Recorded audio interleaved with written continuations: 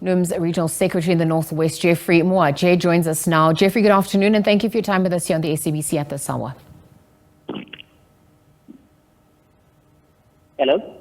Yes, Geoffrey, if you can hear me, you're live on the SABC, and thank you for your time at this hour. Perhaps on the back of the briefing you had earlier on, you could just bring us up to speed. What's the latest emerging regarding the dynamics unfolding? Okay, a tremendous improvement has happened with regard to workers who still remain underground, because earlier in the day, around 7 o'clock to be exact, at North Shaft we had 795 workers still underground. But by 12 o'clock we had 642 workers remaining underground, and the latest development was that they were about to resurface. At our North Shaft in the morning we had 1,055 workers still underground, but by 12 o'clock we had 251 remaining underground. And the positive thing is that they are resurfacing. As I speak to you, I'm being given the latest developments.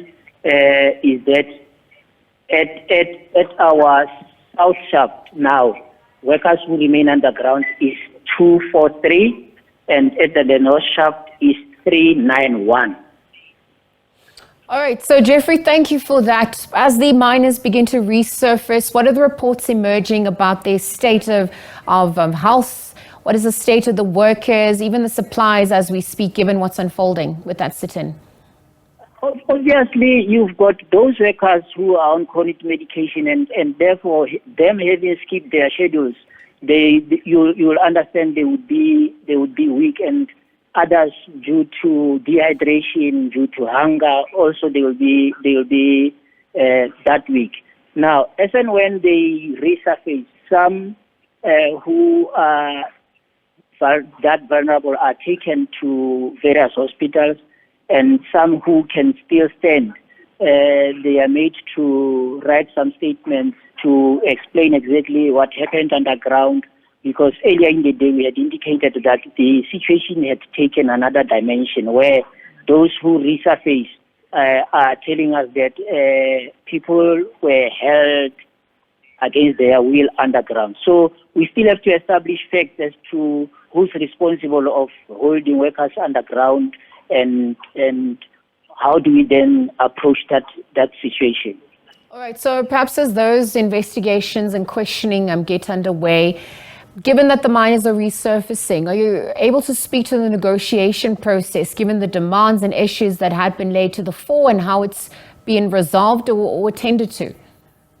It is unfortunate that we tried to negotiate with the employer, and I told various media houses that once the response from the employer was rejected yesterday morning, the employer took another stance that says we had extended an olive branch for us and NUM to engage, but if we are going to be responded to by these workers, unfortunately we're not going to engage anymore up until workers are on surface.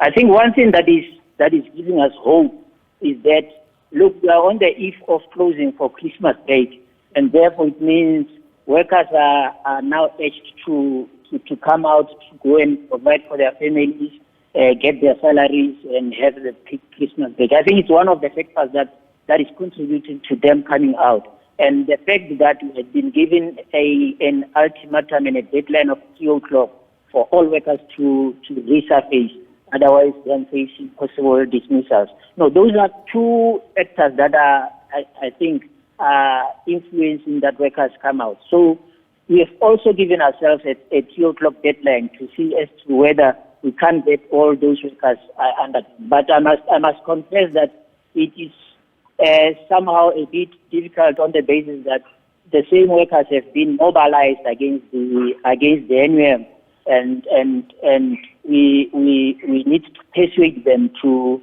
really get out of underground along the issues of health and safety, because it can't continue that people stay 48 hours underground, skipping their schedules of chronic medication.